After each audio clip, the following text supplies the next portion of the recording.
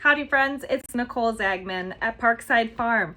I wanted to share a special message with you today titled Joy in Adversity. So a verse that really came to mind to me was that of Nehemiah 8:10.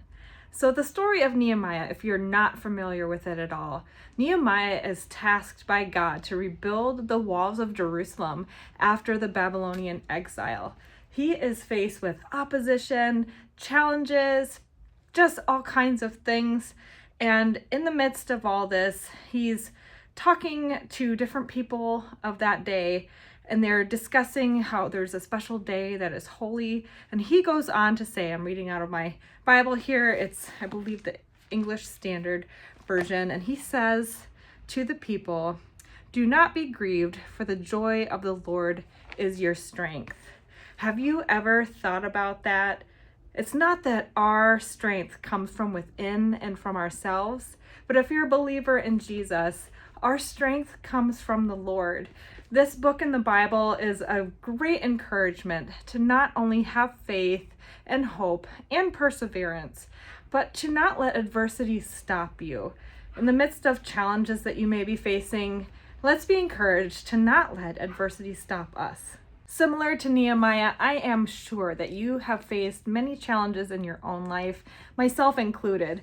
If you're in the agricultural space, we are no strangers to adversity and challenges. But whatever area in your life you find yourself in, I hope that this little message will bring you some encouragement and challenge you to find strength in the Lord. So I just wanted to share a couple of examples from my own life and how I have drawn strength from the Lord in the face of adversity. The word joy, it's really what my brand is founded on, spreading joy, especially with my pygmy goats. So the word joy is an acronym for Jesus, opportunities, and you.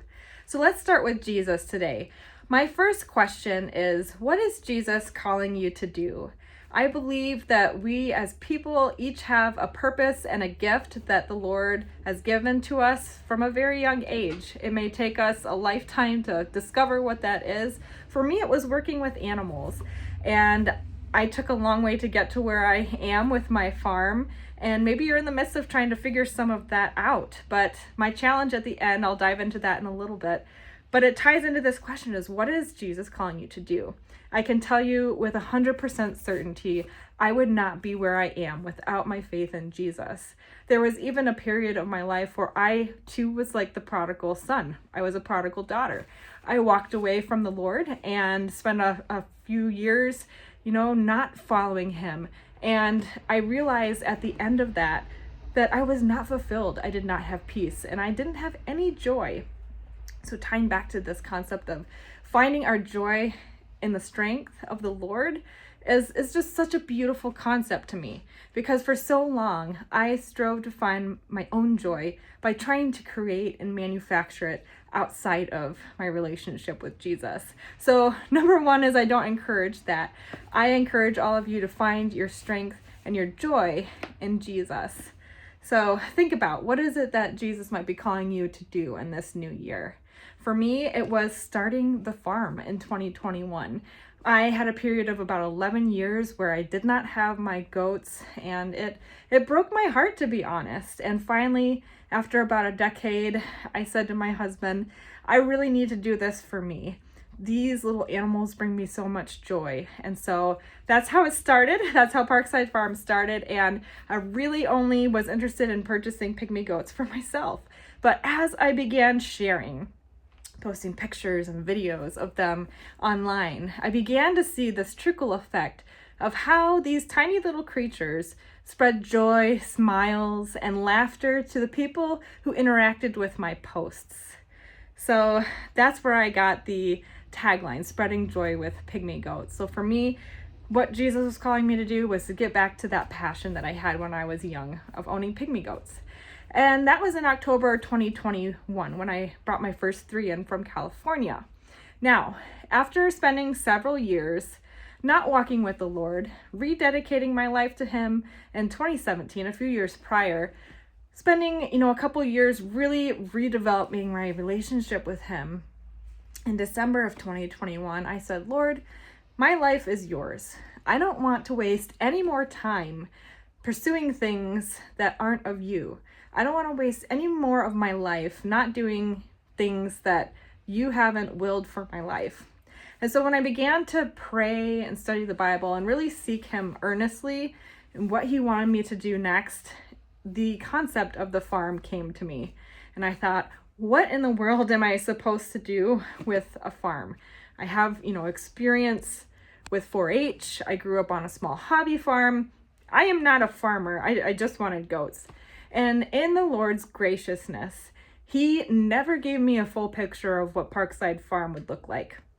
He knows you and myself better than we know ourselves. He knows that I, from a young age, have always been futuristic focused. I want to know what's next. I want to know the big picture, which is a blessing, but it can also be a curse. The curse lies in that I don't put my full faith and trust in the Lord to lead me every step of the way. And as we talked about Nehemiah in the beginning of this video, Nehemiah had faith and trust in the Lord. He didn't listen to the people around him. He sought wisdom and answers and direction from God. And that's what I'm encouraging you to do today.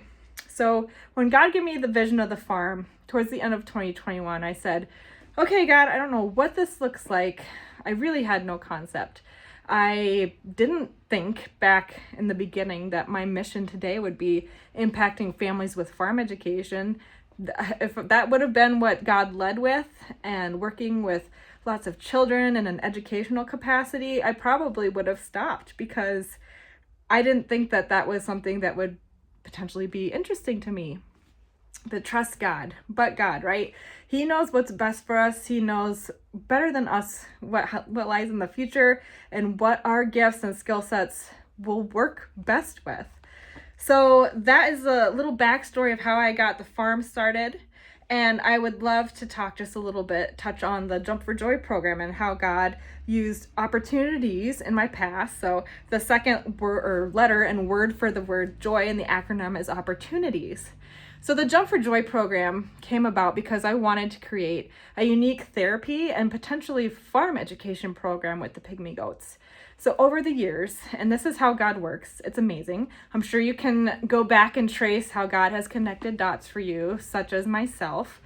But I spent several years working in animal therapy.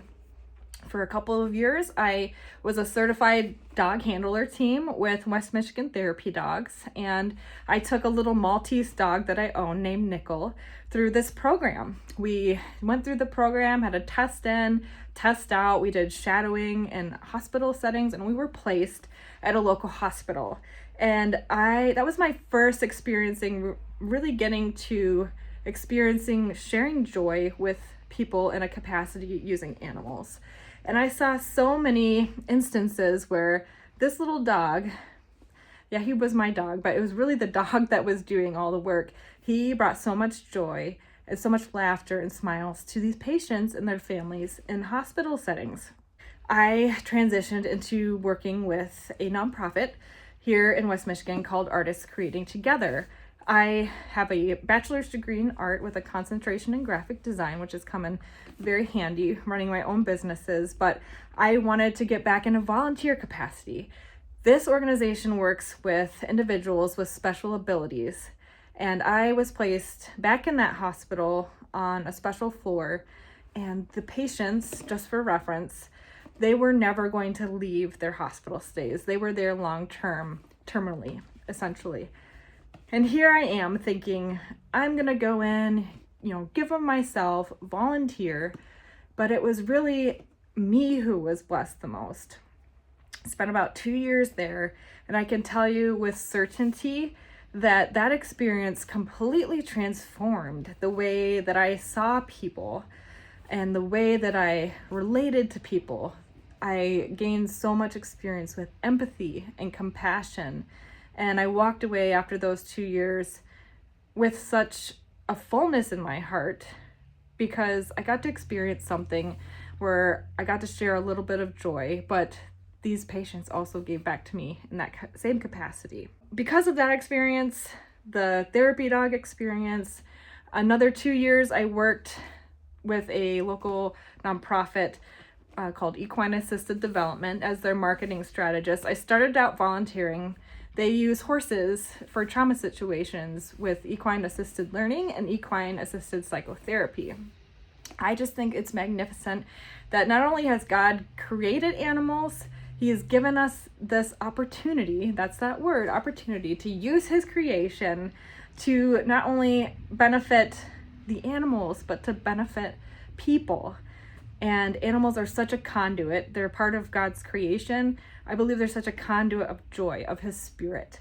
And so to even see horses being utilized in that capacity to bring people out of darkness, out of their shells, to get them past traumas and into a more operational capacity in their lives, wherever they were stuck, was just incredible and amazing to me. So I thought, based on all that experience, why can't I create a program with my goats called the Jump for Joy program? And little did I know, despite all my experience, goats are not considered one of the 9 animal species recognized for therapy animals. And so when I went, here's a little opportunity, but in the joy of adversity piece, when I went to get insurance for this program, I couldn't find any insurance company that would underwrite the program. They said, oh, we can write, a program using horses, using dogs, other animals. Well, what about like a petting zoo policy? But it just wasn't comprehensive enough for what I was looking for, and it wasn't economical starting out a brand new program. So I prayed and I prayed. I thought the Lord had led me to do this. And so I was like, I can't move forward until I get some sort of insurance coverage to do this. And so after 3 months of back and forth talking to agents all across the country and them contacting insurance agencies, even all around the world, to try to get me a policy, there was a company that was able to underwrite it. It was such an answer to prayer.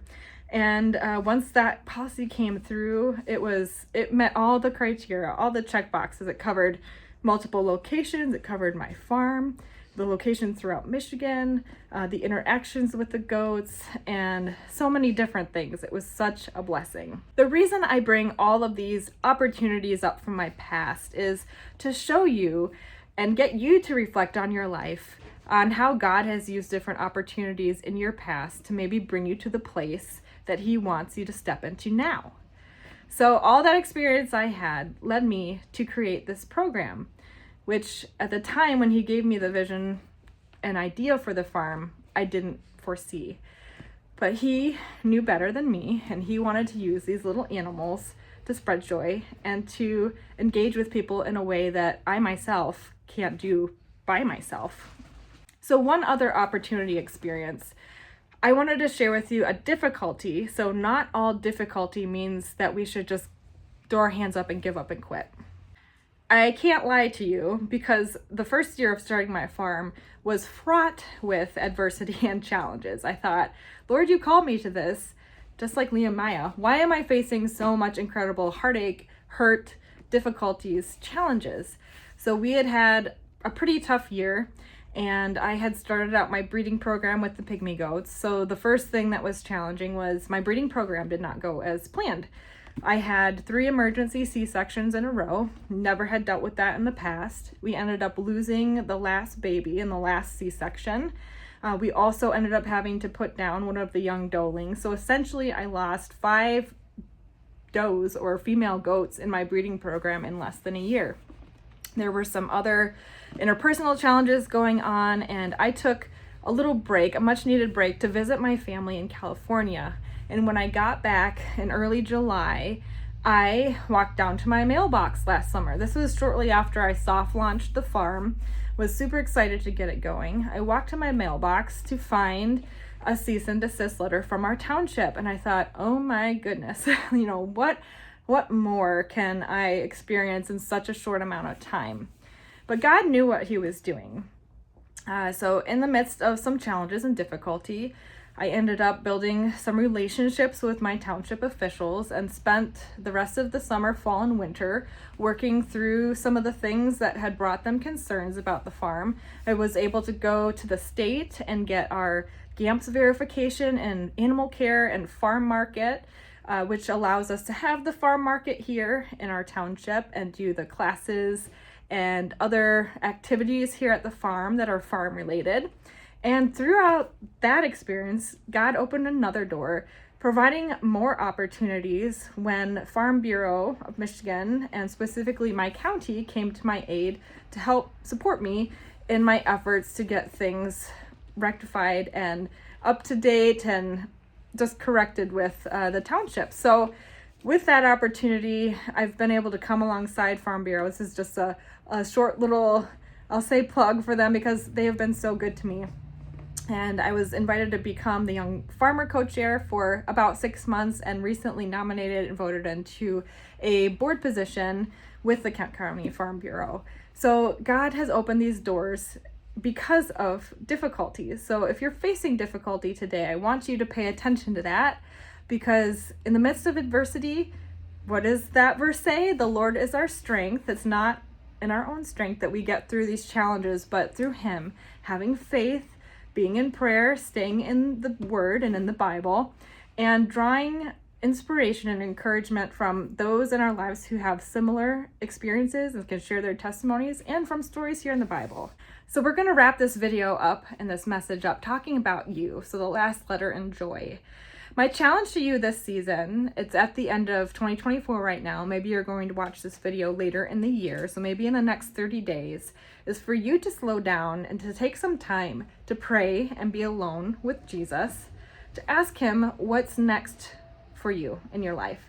Where is He directing you? What is He leading you to? Maybe you need to step away from an opportunity that isn't where He wants you to be anymore. I've been there in my life, and that's hard because you think, well, I enjoy this. Maybe you really enjoy it and you don't want to leave it. Sometimes the Lord calls us out of jobs, relationships, groups that are just not part of the community that He wants you to be in moving forward, because He has, again, other opportunities for you to be involved in. So take that time to be still with Jesus and get clear on where He wants you to head in the next season of your life. Secondly, my challenge for you is to think about how you can spread joy in your local communities. Maybe you don't have a farm, maybe you volunteer in some capacity, but it doesn't have to be extravagant. It doesn't have to be this huge ordeal. Maybe you just pay it forward at your local coffee shop, or you take somebody out for a meal that has been having a challenging season. Maybe it's just putting your listening ears on and listening to someone talk about their adversity. And maybe it's just you encouraging them to keep faith and hope in the midst of those trials that they're experiencing. So the flip side to this and spreading joy with others is I want you to focus on something that will bring joy to you in the next 30 days. So maybe you have a connection to animals and you would love to be in connection with animals, to work with them again, but maybe you don't have the place or the time or the space to house the animals, or you can't have a farm. Whatever season of life you're in, there's always ways that we can still connect with those things that bring us joy. Maybe it would be signing up and volunteering at a local animal nonprofit, something like I did in the past. Perhaps you really love bringing people together and creating events. Maybe you could host a tea party for women in your community. Perhaps you like to teach, or you're really passionate about some topic. Maybe it is something that people want to know more information on. Perhaps you could organize some sort of lecture or educational resource that you could hand out to those in your community. Whatever it is, really narrow in and focus in on something that's going to bring you joy. Creating is one of the things that also brings me joy. So maybe you like to craft, you like to create, you like to draw, you like to make music. Let's do something for you in the next 30 days. So as we wrap up our time together, focusing on joy in adversity, let's remember Nehemiah and the struggle that he went through to rebuild the walls of Jerusalem after the Babylonian exile.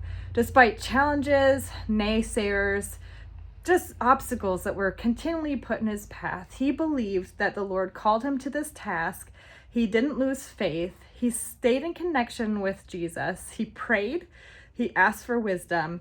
He asked for direction and for guidance. So when we're lost or we're in the midst of a challenge and we don't know the next step, let's remember to look to our Lord.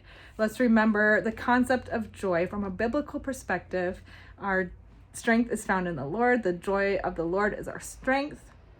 And let's remember the JOY acronym, putting Jesus first in our relationship with him, looking out for opportunities that he has in mind and in store for you, and also focusing on you.